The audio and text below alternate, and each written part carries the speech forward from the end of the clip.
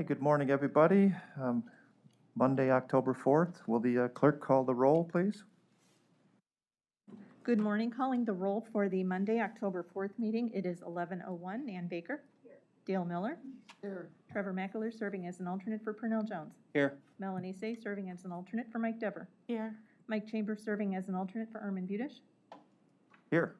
Lee Tucker serving as an alternate for the fiscal officer. Here. Catherine Takache. Here. We have a quorum. Okay, very good. Next on the agenda is to review the minutes from 9:27. I'll make a motion to approve. Do I have a second? Second. Seconded by Ms. Lee Tucker. All in favor, say aye. Aye. Opposed? The minutes are approved. Moving on to public comment. Do we have any public comment? No public comment.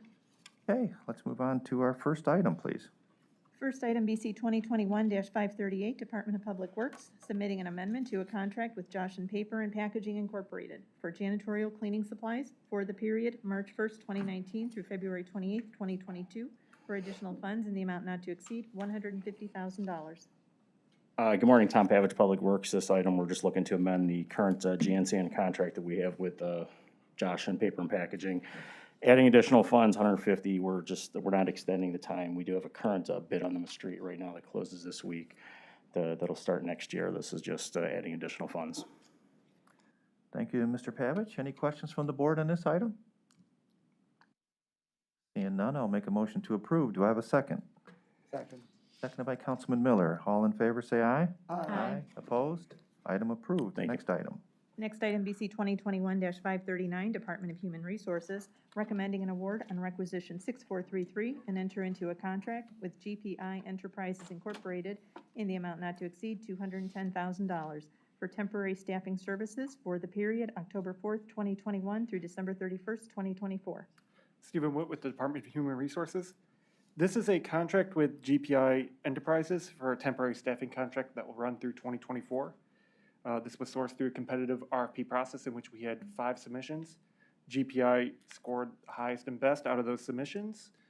We feel that this contract will help navigate our current difficult labor market in which we have a lot of vacancies opening up and there's a lengthy hiring process. So this contract will serve as a stopgap for HR and other departments as needed. Okay, thank you. Are there questions from the board on this item? Yes, I have a couple questions. Do we currently have a contract of this kind in place, and if so, is it with the same vendor or different? We have not had a contract of this sort in place for HR just in general. There are currently, I know of, there is at least one contract that we have in place that was meant for info-related staff. So as staff get pulled for the ERP project, there's a ability to hire temporary staff off of that to cover their daily day-to-day roles. That is with a different vendor. Okay, thank you. Are there additional questions from the board? Yes, Councilwoman Baker, please. Just to get an understanding, this is for short-term, temporary duties and for vacancies for long-term? No, this is not for long-term vacancies. It isn't? It's there to help provide temporary staffing while we try and fill those long-term vacancies I as see. needed. And as you said in your answer, there's 56 different general, administrative, IT. The initial proposal from GPI included pricing for 56 positions. Our contract also allows us to add additional at a negotiated rate if needed. And I guess you must think that that is adequate, the number that they're able, I mean, is that over or under? Where do you think we are in what we're going to be needing in the So next year? 2 years? Those 56 positions are not necessarily openings that we need to fill. They're just general job duties, roles that the vendor can provide, and they can provide additional on top of that. Right now, there may be a couple of openings, but with the annual amount of only $60,000, it's really a critical need positions because that $60,000 won't go very far with temporary staff. If I may just Yes, ask. please. So currently, you are trying to fill those gaps within your own, did I read that right? That you're no longer able to do that, you're short-staffed yourself, that you can't bring other employees and fill some of those positions on a temporary basis? We can, for the most part. For example, right now, Benefits is working on the upcoming open enrollment, and they have lost 2 of their administrative staff. So something like this could fill that gap if they need the additional staff to get ready for open enrollment. Okay, That contract is for things like that. They just did the time management parallel test in which a lot of the payroll staff got pulled to help with Okay. that. So this could have been used to provide some payroll staff to keep our day-to-day payroll operations going. would that be your first choice of doing it that way before you make this next step to do Yeah. something that perhaps might be a little easier than trying to work from within? How are you going to manage that? Obviously, we want to try and fill those gaps with current staff rather than going to the outside vendor. But if the need is there and persists, then we will look to our other options, which include this outside vendor or possibly hiring additional staff if the current staff is not adequate enough to fill those needs. Okay, so that's a subjective opinion by those that are seeking help. Yes, It is the call of the director. yes. Thank you. Sure. Mr. Mackler, did you have a question, sir? Stephen, does the contract allow the county to hire these individuals full-time if they wanted to, or is there something that would prohibit us from hiring these individuals? There is, as far as I'm aware, there is nothing in the contract that prohibits us from hiring those on as full-time staff. They would still have to go through the PRC process. Thank you. Any final questions from the board on this item? Seeing none, I'll make a motion to approve. Do I have a second? Second. Second by Mr. Mackler. All in favor, say aye. Aye. Opposed? Item approved. Next Thank you. item, please.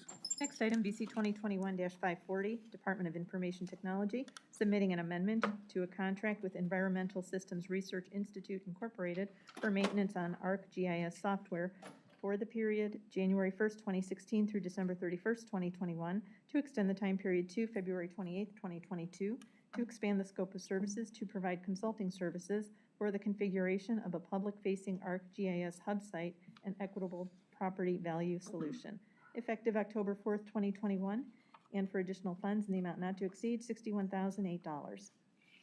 Janelle Green, Department of IT. This is a contract amendment on behalf of the fiscal department to allow us to get assistance for configuration of, again, the ArcGIS hub site, which is a tool that will aid the fiscal department in during their process for the triennial updates and annually with the conveyance of data to taxing authorities as well as county taxpayers. They are the providers and the manufacturers of this technology and will be able to assist us as we move forward with trying to bring up that particular application. Thank you, Janelle. Questions from the board on this item, please? Seeing none, I will make a motion to approve. Do I have a second? Second. Seconded by Ms. Lee Tucker. All in favor, say aye. Opposed? Item approved. Next item, please. Next item, BC 2021-541, Department of Information Technology, submitting an amendment to a contract with Spatialist Incorporated for the purchase and installation of Appraisal-est GIS-based toolset software license, data review, data import, on-site training, and support services for the period September 28th, 2020 through September 27th, 2023, to expand the scope of services for the purchase and implementation of Comper software, annual license fees, and maintenance services, effective October 4th, 2021, and for additional funds in the amount not to exceed $78,915. Janelle Green, Department of IT. This is another contract that is on behalf of the fiscal department. I'll hand it over. You can take it over. Neil Winans, Fiscal Department, Appraisal Division. This is an amendment to our contract with Spatialist. Spatialist was how we created the values for the triennial update with ratio studies and our modeling. And this is an amendment to that for Comper software, which will help us create comparable sales selectors for our appraisers to help them value properties, defends our values, prints a credible report that we can give the public and defend our values. It's also integrated with GIS, so you could have the mapping. You know, your comparable sales and the subject property will be mapped out, and it comes out in a nice little report that gives us an opinion of value that we can help defend our values. Okay, thank you, Neil. Janelle, are there questions from the board on this item? I have a question. Yeah. Go ahead. Sure. Okay, so I didn't really quite understand this, so thanks for that further explanation. Sure. So we've already sent the appraisals out, right? We've already Correct. told people what Correct. they're, That was so special, yes. does this seem like it's after the fact? Well, this is something we use on a daily basis. We've never had a comparable, it almost prints out like like a regular appraisal report you would get for a bank. We only have an old version we called Comp King. It was built by an employee like 20 years ago who's no longer here. It's no longer supported. And all that does is it prints out parcel numbers, addresses, what it sold for, doesn't do any adjustments, doesn't help us come up with an opinion of value. So it's actually for the appraisers to use on a daily basis as well. I may. Please, yes. So wouldn't we have wanted to do this before we sent those letters out? If No, we're because we didn't need to, that was for the reappraisal, we would need that before 2024. That was just a statistical update we just did. Correct. Okay, didn't that statistical update, though, give That- them yeah. a indication? Let me try and help. That Yeah. was all based on particular sales values that was, Right, you know, right. sales happened. That's true, yeah. And the next one is gonna be a visual of every house in All the, right, so in the this is for the county. next one, I'm sorry. Correct, and we'll Oh, be using it, before, 24 is the full-blown reappraisal, but we'll be using this soon. But it can be used as well for information when people come in and call and say, my neighbor's this, you can run a report and you'll have everyone that sold in their house and share with Okay. them and, you know. And kind of, it supports our value, our opinion of value. All right, and when would this be available then, if it was approved today? If someone, because they're already calling. Yeah, I believe next week. We would have to sit down with the specialist people and go through a few things. They said they could have us up and running in a couple weeks. All right. Yes, Yeah. yeah. Additional questions, please. Councilman Miller.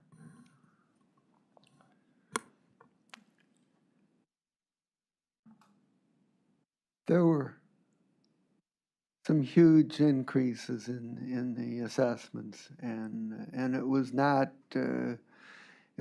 evenly distributed across the county. Can you provide some insight as to why this occurred and what it was based on? Well, I believe it's the market speaks for itself. It's been skyrocketing residential values. And what we do is we look at the cities first as a city at whole, and then we break up those cities in certain market areas. I've been here a long time, and it's the highest I've ever seen since I've been here. I agree with you on that. But what we do is we break up the cities in certain market areas to be more uniform and fair. If you have a certain group of homes, style, age, that are different from another group, and the sales in this group are going up, sales on the average of 10%, the other group's going up 20%. We don't want to combine them together and, take them both up 15, let's say. So some areas spiked, some areas didn't, and it's the ratio studies and the analytics that showed us what those numbers should be. So, take one community. In my district, for example, in Brook Park, the valuations went up 20 or 25%. It's a modest-sized community, 20,000 population or so. How many actual sales would that have been based on? I have that in the paperwork. Probably not a lot because it's not a huge community, but it has to be a certain amount of sales for the statistical study to be relevant. So that's another reason why some smaller cities, we did everything by the city because there wasn't enough sales to have a statistical study. I don't have all those memorized. There's hundreds of them. So, I've been getting complaints, and Nana said the same thing. People are concerned about how much it went up, and that you've set up the process so that you're not doing informal reviews this year, and if anyone wants to file a complaint, they have to pay their higher tax rates first, and they don't get to file for a review until the Board of Revision next year. And my question is there any consideration to creating some kind of a process so that that people can get an informal review done prior to the new valuations going into effect? I can answer that, Councilman. Lisa Rocco, Director of Operations for the Fiscal Office. We were cut by a whole month of getting the values to the state of Ohio. We do not have time to have informals. Our values are being calculated for our abstract as we speak. So unless there's a clerical error on our part, there unfortunately will be no changes to values this time around. It's a statistical update based on sales, as you know, and due to COVID, again, the state gave us a later date to get our values, so down to them, which we did, and by the time we got our approval from the state of Ohio, it was a month later than normal, and we don't have time to do the informal hearings. On top of that, though, starting tomorrow, we are going out to the community. We have 11 meetings, and we will go through that. And I do encourage a lot of people to look at the calculator, because if you went up 15, 18, 19%, doesn't necessarily mean your tax bill's going up. A lot of people who've checked out that calculator are finding out that some people are actually a decrease. And going back to what Neil said, the goal was, and if I understand it with the sales ratios, the areas, for example, in Lakewood or Camps Corner where I live, everyone there knows that those houses are sold within hours. So those ratios that Neil's talking about is those are areas were impacted harder than maybe some of the poorer areas in Cleveland where their sales were lower. So that was the whole goal, and that is, directed by the state to make sure that we're assessed and equitably to the different communities. Correct. We were tasked to keep the market up with sales, not to increase taxes. That's just last a comment, result. too, the state Yeah. is the one that came back with the annual, the average county average as well. They're the ones that, they get every sales that we do, we send it down to the monthly. They're this double check. Additional questions?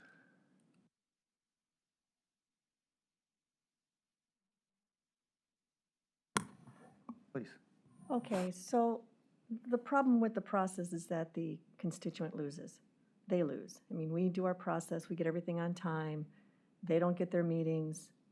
I think the 11 meetings, I'll certainly attend them in my district, Yeah. but I think you're going to get more people that are upset than you are going to listen to why, because they're not going to like it. They want a chance to be able to ask why their housing went up when they don't agree with perhaps what the report says, especially if it's based on a community that hasn't had a lot of sales. Might meet the quota, but it doesn't mean it had a lot of sales. Also, I think that we are in a bubble. We're in a bubble right now. So in Absolutely. the next 3 years, are we going to tell residents that it's possible their taxes could go down?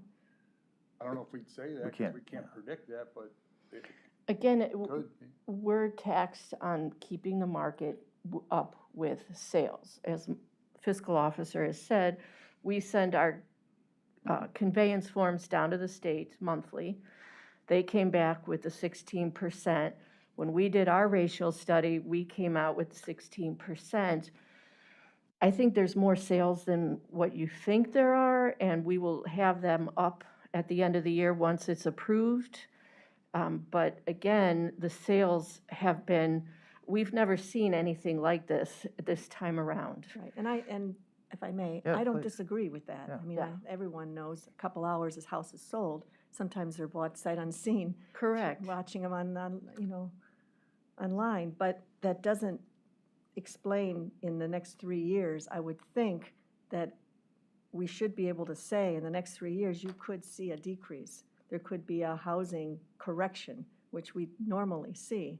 And that, is it possible that this housing bubble that we're in now could decrease and they would see less of their dollars going out in tax for their, let me jump on that one too. House Bill 920 was also created to smooth those increases out. So if Right. it went up 16% countywide, doesn't mean your bill's going up 16%. It might only go up 8% or Right. whatever that right Still number goes is. up, though. It is, and there's no doubt, the next time we get to update them, unfortunately, Ohio Revised Code says these are your times to do this thing. There is no in-between adjusting unless it's a board of revision appeal. Right. And that's why, part of the presentation is let people know exactly what to do, and go that route. Yeah, The true impact is the elderly, Right. and I think that needs to be changed at the state level. It's not the county, because we follow the revised code. I'm trying to figure a way to help the elderly out. Is there any way that we, as county council, especially with the last one that was just approved for additional people, that we could assist you in trying to bring some of those meetings and fast-track it still to meet your deadlines? I mean, is it a money issue? Is it a people issue? It's a timing issue. We were already doing the values that are due down to the state the end of this month.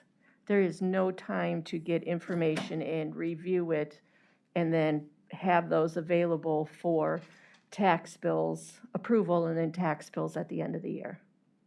And if I can add real high level too, Cuyahoga County's probably on the lower end of some of our peer counties.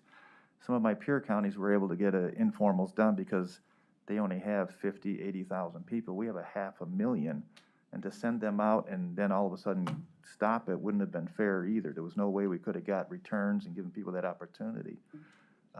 Unfortunately, it just wasn't because of this, the delays and everything that Lisa laid out. This is what we were left with. Even with the technology of Zoom and all, that you could do No. one after I think- another? If I could say something. Yeah. Of course, our office has been dealing with hundreds and hundreds of phone calls. With people that are just mad Right. because and all they talk about is their taxes. They don't care about their value. But once we explain their value, tell them about the sales in their area, what they were. We've even sent out sales to these people. Right. We've gotten calls back saying, thanks, I understand, I realize what you have to do. It's not us doing anything to somebody. We're just interpreting the last 3 years of sales, and Right. it tells us what to do. So, Yeah. but once we explain that to people, and then some people, we take from 200 to 250, let's say, oh, I know it's worth 300 or more, but I'm not gonna, I'm just mad because it's going up, things like that. So Right. we are handling hundreds and hundreds of calls, on the phones, even though it's not technically an informal process. The detriment to people is if they're not going to sell their home and they're going to stay in their home, it doesn't really mean a lot to them to have their values higher because they're not selling them. All they're doing is paying more to live in the same place. It will help them if they refinance or home equity loan, things like that. Not our value, but when they go get their private appraisal, it'll be reflective of that. But I understand what you're saying. But in the ORC, we are tasked to keep values up with the market. So, we've had these conversations 3 years ago, and it starts at the state level. And unfortunately, I don't know if anyone has even looked at this but could it drop in 3 years? Sure, it could. But- Do we know that for sure? No.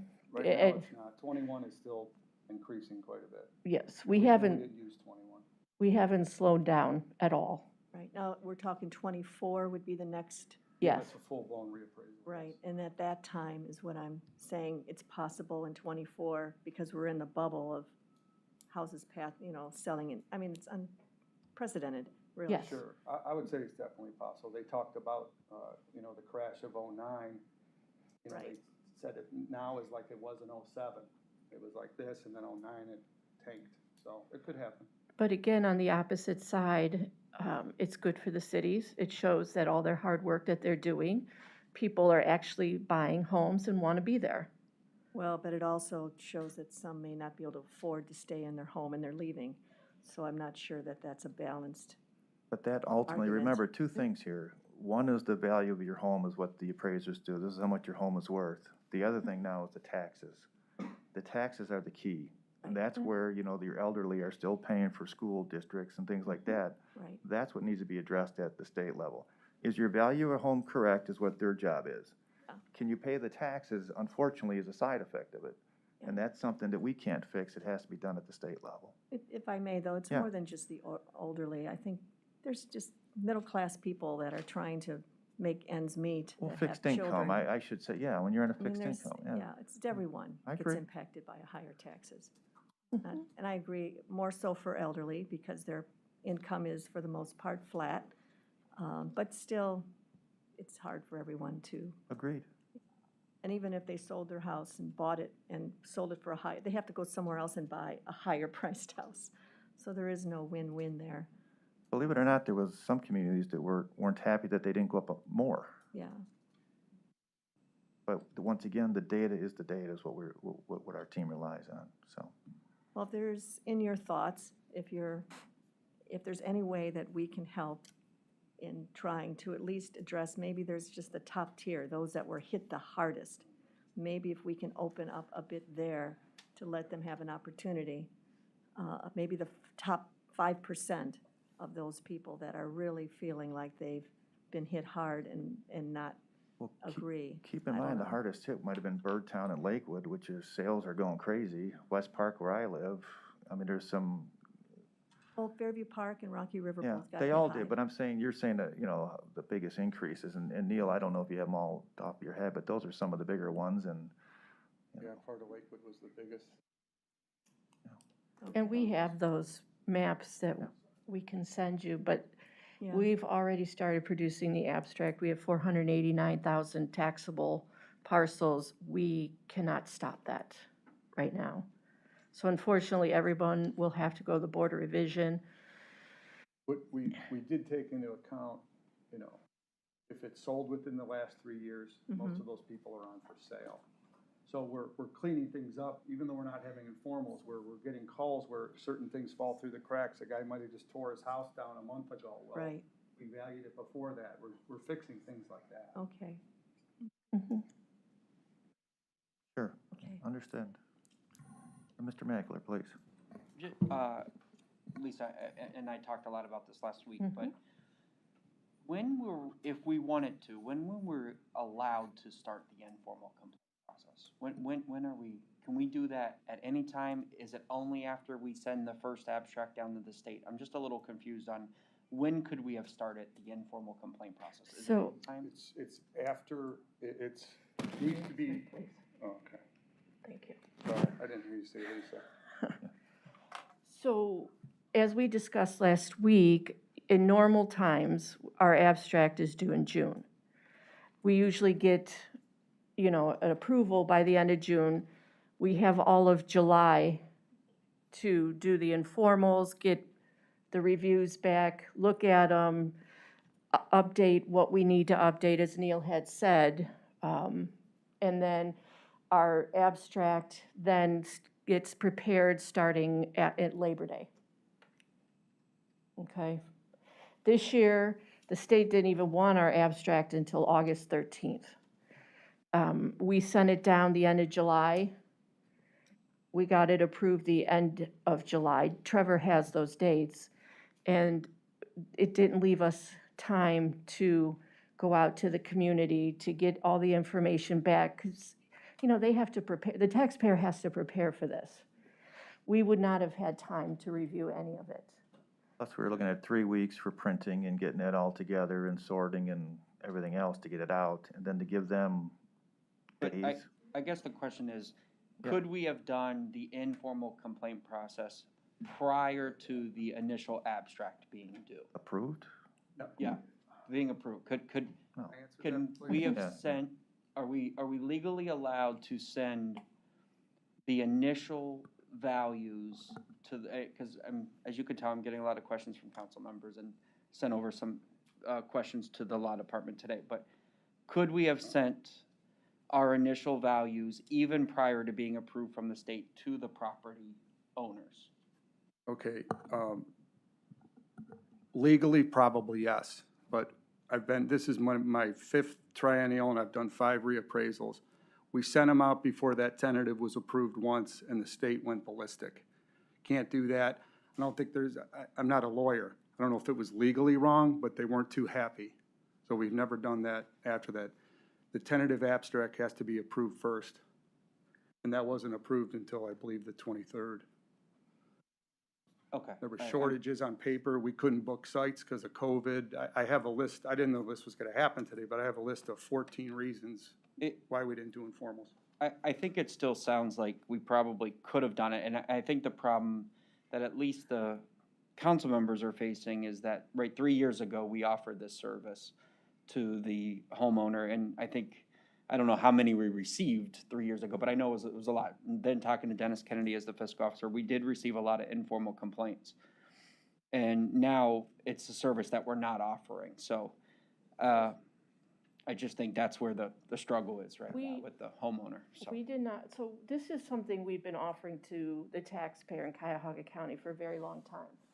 It is not something that's in the law or that even the state likes us to do. In fact, they make sure, they're very stern with us every year, telling us if we're gonna go ahead and do the informals, they don't wanna see a big change in value. What they approved on the tentative abstract.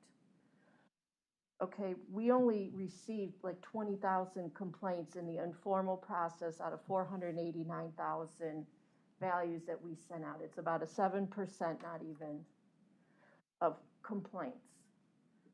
We will prepare to have them for the sexennial when we have to physically go out, but this is just a statistical based on sale. Okay, so every 3 years after the sexennial, the state tells us that we have to go out, look at the market based on sales, keep the values current to move forward so that every 6 years, the taxpayer won't see a huge increase in value. Okay, unfortunately, the taxes are the result of the value, but we can't control what is voted on in each community. So did we want to have informals? Yes. We tried to get the values down to the state early enough that we were hoping that they would give us our approval. They did not. So, you know, it's hard because we wanted to do it. You know, given I've been down at the state, so I know how they are, I know they're difficult. But so what repercussions are there if they slap your hands and say, I really don't like it that you go to your taxpayers and try to explain to them and perhaps even agree with them that you were wrong or we were wrong? So what, you know, so they get a little upset. Is there a penalty, a fine? Is there some They withhold repercussions? their tax dollars, sales tax. They would actually do that. I think they're In doing fact, that now. They threatened another county last time because the voted auditor did not agree with the percentage of increase that the state was looking for. But she eventually backed down because she couldn't afford to have the tax revenue withheld. Right. And overall, we have a good relationship with the state. We want to maintain that. Some of my peers don't. But I mean, our data supports their data. I mean, that's our job as auditors to update the books. I guess there's just a balance, though, there of wanting to be good with the state, but also want to make sure that we protect taxpayers, too. Sure. And if I were to balance all those, I think I'd rather have the state a little angry at me and serve the taxpayers and say, the state doesn't like it that we're having meetings with you, but I believe that you have a right to challenge. And if it is proven, it has to be proven, you're just not going to lower them because we feel sorry for them. We're lowering them because we were wrong.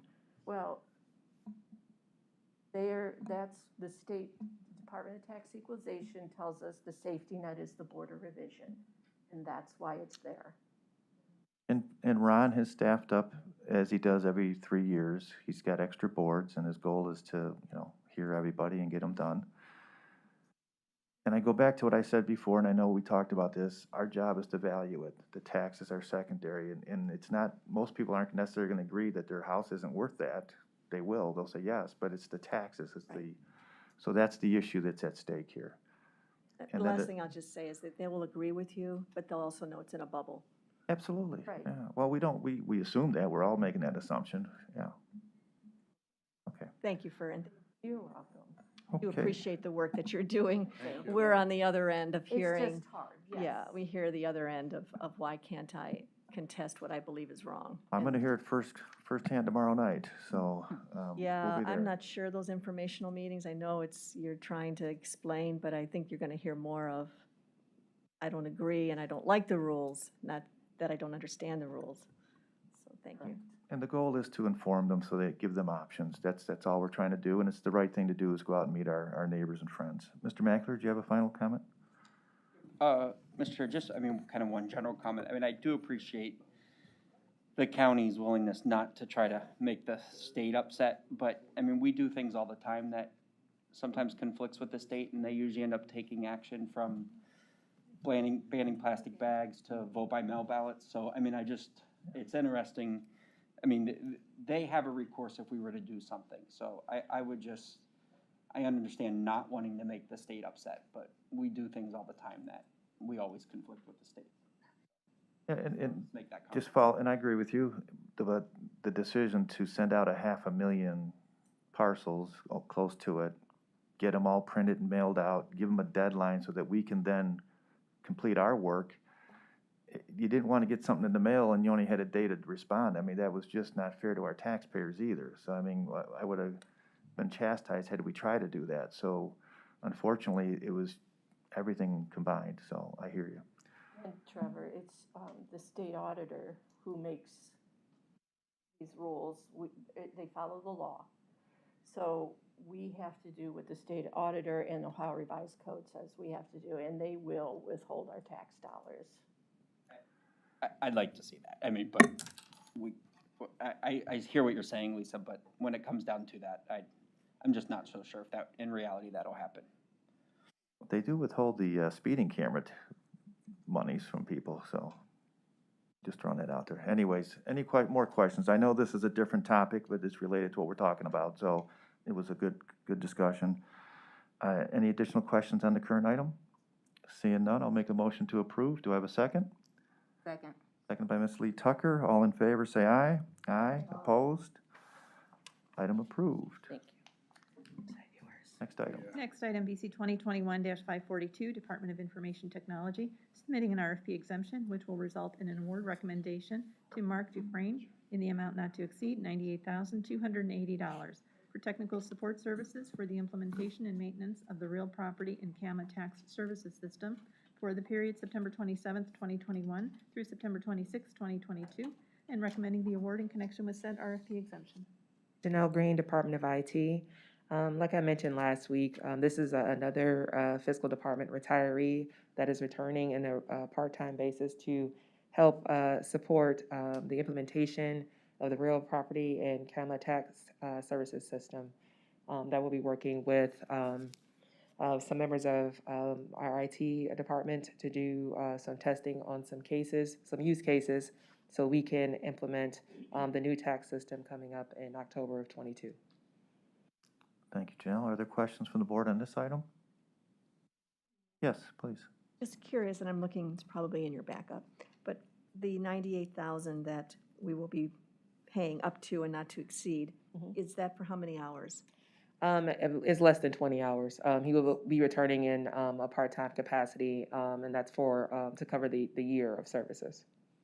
So almost 100,000 for less than 20 hours, is that the market pay, or? Yes, sounds that is high. that was evaluated by our IT team for the web applications, as well as working in cooperation with Jack Ryan and different things like that. So they have looked at the rates, and those are comparable rates for a consultant. What is that per hour? Do you have that? I don't We could do the have- math, I but think it's for 1,000 hours, right? For 1,000, Annually, yes. I don't 1,040. have it with me, but I can email it to you after. okay. It seems high, and what incentive is it for our employees not to retire and come back and be rehired at a rate that is probably Well, quite this, higher than what they're making? right, well, these two employees in particular are critical because they have like a wealth of historical knowledge, and they were actually working in kind of a similar capacity before doing that. I don't know if that can help, that is the case for every employee once they retire, but these people were actually very directly involved in the testing for the system, and that's why it was critical to bring them back so they can continue on their work in order to meet the deadlines. If If I may, is this Please. amount comparable to the last person that we paid? Yes, Same thing? yes, same amount? it's comparable. I believe, Mark would be working more hours than Joanne would be. And did you say that was less, that was 20? It's about 20, I think Joanne's was about 16, 18 hours a week, Hours. and I think Mark was 20 to 25. I'm not 100%, but I can get you that after the meeting. So that's hours per week, how many weeks? 52 weeks. Oh, so it's all year. Mhm. All right, well, that makes a little more sense. Okay, I'm sorry. I No, didn't no, quite. it's a good question. All right, so if you could give me that breakdown of what that is Absolutely. per hour. Sure. That makes, Okay, great. Any final questions on this item? Seeing none, I'll make a motion to approve. Do I have a second? Second by Mr. Mackler. All in favor, say aye. Aye. Opposed? Item approved. Next item, please. Thank you. And if I may just respond to Councilwoman Baker's question on that hourly rate, it's $105 per hour. Okay, thank you. Okay. Next item, BC 2021-543, Court of Common Pleas, Clerk of Courts, recommending an award on a purchase order to the United States Postal Service in the amount not to exceed $400,000 for the purchase of refill postage for the period October 22nd, 2021 through January 1st, 2022, in accordance with Civil Rule Number 4 of the Ohio Rules of Civil Procedures. Hi, good morning. Laura Black for the Cuyahoga County Clerk of Courts. This item is pretty straightforward. It is a refill of our postage meter so that we can continue to send summons and service and other notices required by law. Okay, thank you, Laura. Questions from the board on this item? Seeing none, I'll make a motion to approve. Do I have a second? Second. Seconded by Mr. Mackler, I believe. All in favor, say aye. Aye. Opposed? Item approved. Next item.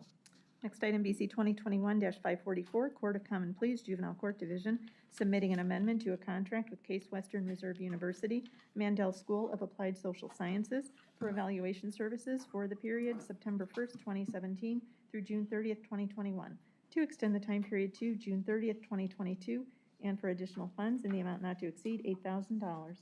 Good morning, Sarah Baker, Juvenile Court. This is a contract amendment that's part of our competitive reclaim plan, and it's with Case Western Reserve, and they'll be evaluating just the competitive reclaim portion.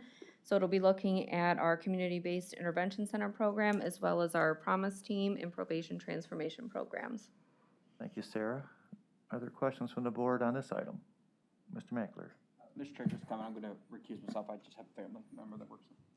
Thank you, sir. Any additional questions or comments? Seeing none, I'll make a motion to approve this item. Do I have a second? Second. Seconded by Ms.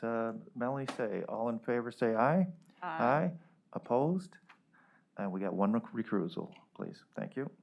Next Next item, item. BC 2021-545, Court of Common Pleas, Juvenile Court Division, submitting an amendment to an agreement with University of Cincinnati for cognitive behavioral intervention training services for court staff for the period August 7th, 2017 through June 30th, 2021, to extend the time period to June 30th, 2022, and for additional funds in the amount not to exceed $9,000. Sarah Baker with Juvenile Court. This is also another amendment that's part of our competitive reclaim project. So Case Western, or University of Cincinnati will be providing training services for our community-based intervention center staff. They will be providing as part of this technical assistance sessions as well as video conferencing sessions, so 3 of each. They've already come and done like the bulk training for our staff, and we've done a train the trainer for the staff that are already employed with us. So if we do happen to hire any new staff, we can train them ourselves. So what we're really using UC for is just the technical assistance and any sort of conferencing that we need throughout the year. Thank you again, Sarah. Questions from the board on this item? Seeing none, I'll make a motion to approve. Do I have a second? Second. Seconded by Councilman Miller. All in favor, say aye. Aye. Opposed? Item approved. Surprised you allowed for that after the Notre Dame game. I know. My son went to UC, so I had to let it go. Next item. Next item, BC 2021-546, Court of Common Pleas, Juvenile Court Division, recommending awards on requisition 4577 and enter into a master contract with various providers in the total amount not to exceed $125,000 for substance abuse treatment program services for court-referred youth for the period July 1st, 2021 through June 30th, 2023, with Catholic Charities Corporation in the amount not to exceed $50,000 with Ohio Guidestone in the amount not to exceed $25,000, and with due direction in the amount not to exceed $50,000. Sarah Baker with Juvenile Court. This is a new contract, a new master contract for substance abuse treatment services for our court youth. We did issue an RFP for this, and these were the three vendors that supplied proposals for us. We've utilized both Catholic Charities and Ohio Guidestone for community-based services in the past. We've utilized New Directions only for residential services in the past, and they put in to do community-based with us for this term. So that will be new to us going forward. This is also part of our reclaim grant, and we're asking to go forward for a 2-year agreement. Okay, Sarah, thank you again. Are there questions from the board on this item? Seeing none, I'll make a motion to approve. Do I have a second? Second. Second by Mr. Mackler. All in favor, say aye. Aye. Opposed? Item approved. Next item. Next item, BC 2021-547, Court of Common Pleas, Juvenile Court Division, recommending awards on requisition 4559 and enter into a master contract with various providers in the total amount not to exceed $150,000 for sex offender assessment and treatment services for court-referred youth for the period July 1st, 2021 through June 30th, 2023, with Ohio Guidestone in the amount not to exceed $55,000, with Monfort Dent Consulting and Psychological Services, LLC, in the amount not to exceed $15,000, and with Applewood Centers, Incorporated, in the amount not to exceed $80,000. Sarah Baker with Juvenile Court. This is our new master agreement for sex offender services. These will be community-based services, and we've contracted with all three vendors in the past. We did issue an RFP for this, and the three vendors that we have chosen were the three best fit for the project. This project is also written into our reclaim grant. Okay, Sarah, thanks again. Questions from the board on this item? Seeing none, make a motion to approve. Do I have a second? Second. Second by Councilman Miller. All in favor, say aye. Aye. Opposed? Item approved. Next item. Next item, BC 2021-548, Prosecutor's Office, submitting an RFP exemption which will result in an award recommendation to M&J Technologies Direct Incorporated in the amount not to exceed $19,648.51 for a state contract purchase of VMware network server licenses and support services for the period October 4th, 2021 through October 3rd, 2022. And I would like to amend the purchase order number on the award recommendation to read 21003603. Good morning. My name is Jim Ginley from the County Prosecutor's Office. This item is directly related to the water pipe leakage we had in our file server room. This is for VMware licenses. It's related to the next item, was a replacement of 4 file servers. This is going to permanently house data in a permanent environment versus the temporary environment it's in right now. Okay, thank you, Jim. Are there any questions on this item? Seeing none, I'll make a motion to approve as amended. Do I have a second? Second. Second by Mr. Mackler. All in favor, say aye. Aye. Opposed? Item approved. Next item.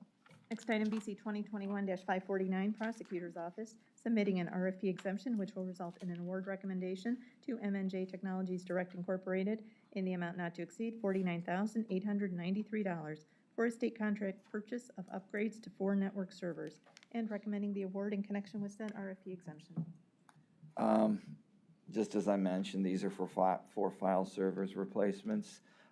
They're all funded through our budget like the prior item is, without additional appropriation required. They're all TAC approved.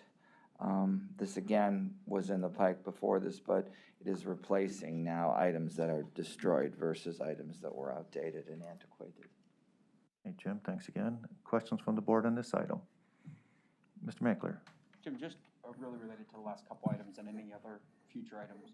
Do you still have sufficient appropriation for now? Is it going to require working with the fiscal office and council to potentially provide additional resources or transfer any appropriation? I don't know. Items apparently keep popping up as this goes into the future each day, but right now we're not requiring any additional items. We're preparing an item for the legal, not an item, but a listing of items for the legal department for potential insurance reimbursement. I just want to make sure, with only a couple, council member, or council meetings left. I want to make sure. I know, and I Anything that needs to appreciate be- that, because that's a very important thing. We have a $100,000 transfer that was, I think, recently approved in anticipation of something that maybe we're not aware of right now. Okay. We'll continue to work with Jim and all the departments on their budget, and once they really need it, we'll be there for them, yeah. Okay, any additional questions, comments? Hearing none, I'll make a motion to approve this item. Do I have a second, please? Second. Seconded by Mr. Mackler. All in favor, say aye. Aye. Opposed? Item approved. Next item. Next Okay, item, thank you. BC 2021-550, Sheriff's Department, submitting an amendment to a contract with Black Creek Integrated Systems Corporation for maintenance and support of multi-component security systems at the Cuyahoga County Juvenile Justice Center, located at 9300 Quincy Avenue, Cleveland, for the period January 1st, 2015 through December 31st, 2021, to extend the time period to June 30th, 2023, and for additional funds in the amount not to exceed $295,860.50. Laura Sims for the Sheriff's Department.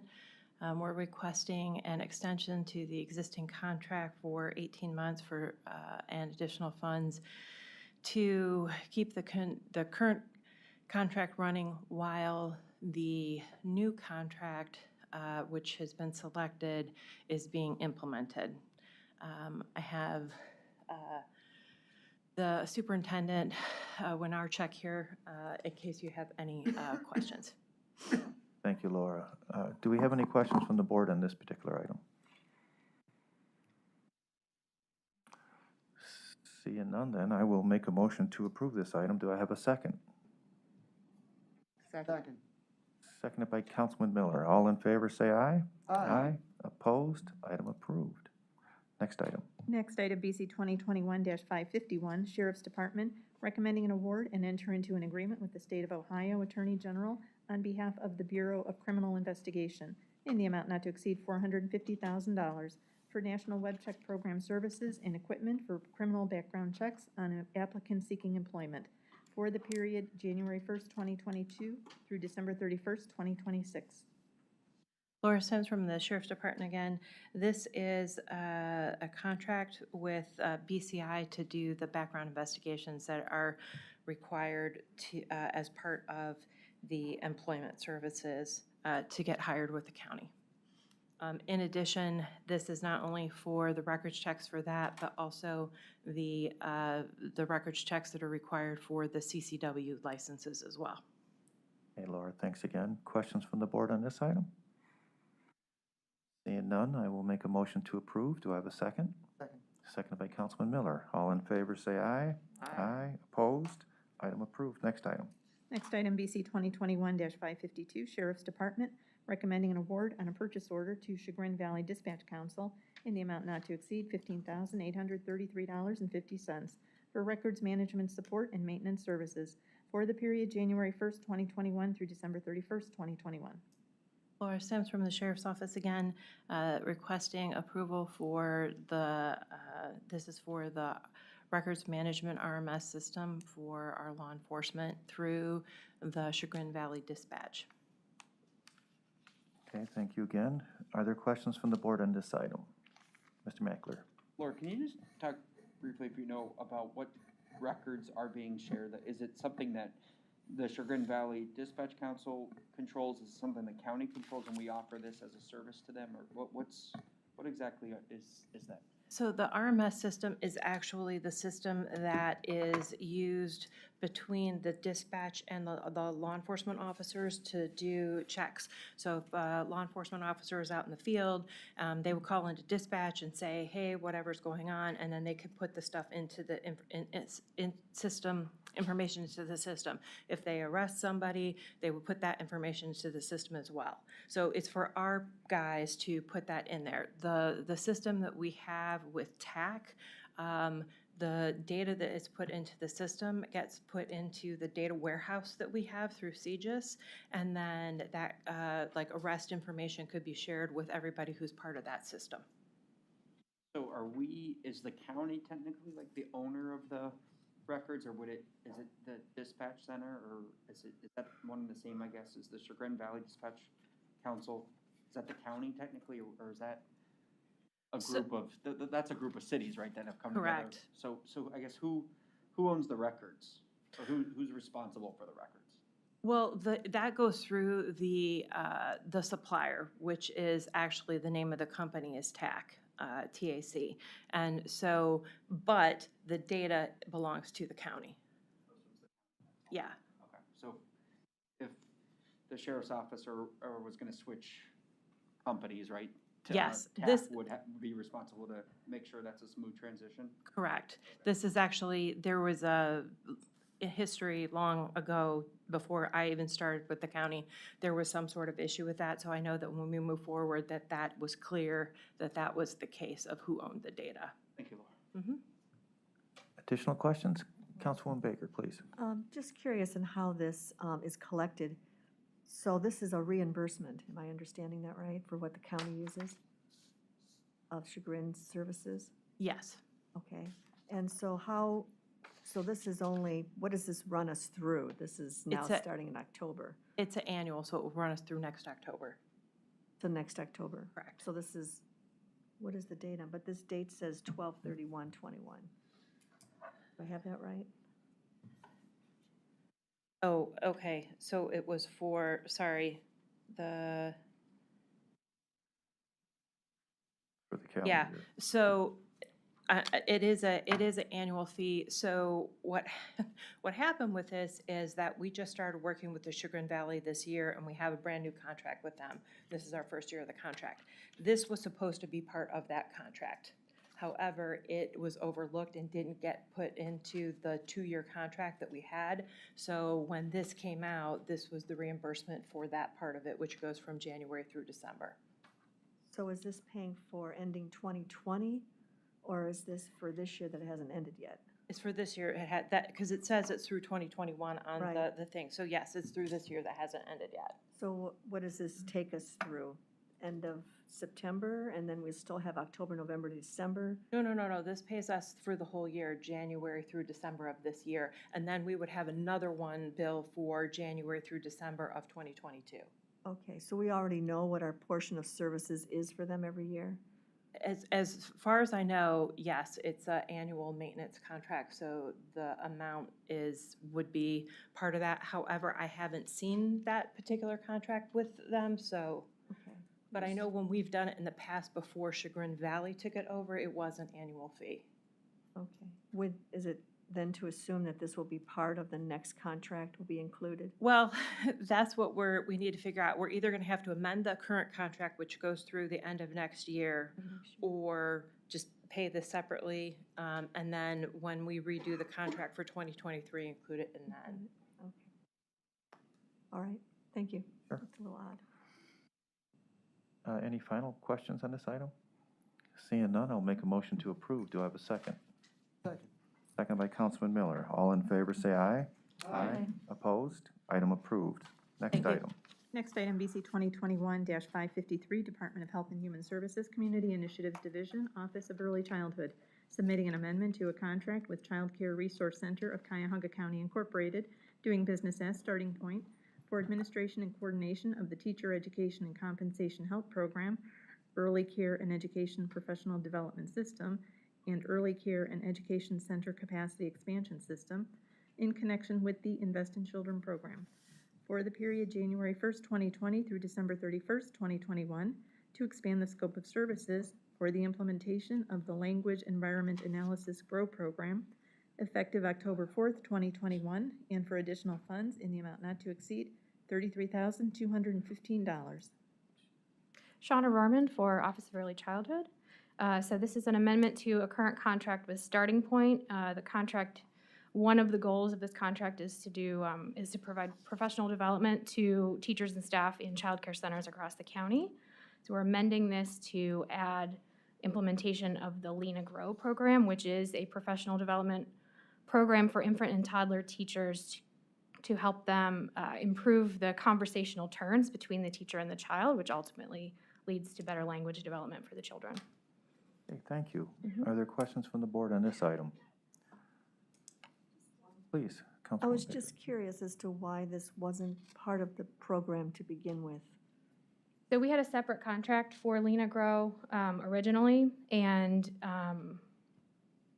the program was put on hold due to the pandemic. So rather than starting a new contract just specifically for Lena, Right. we decided to put it in with this. And we had originally also had a contract with Lena Foundation for their services. Starting Point will be taking over the contracting directly with Lena. So we're just amending this contract. We thought it would be easier. If I may. Yes.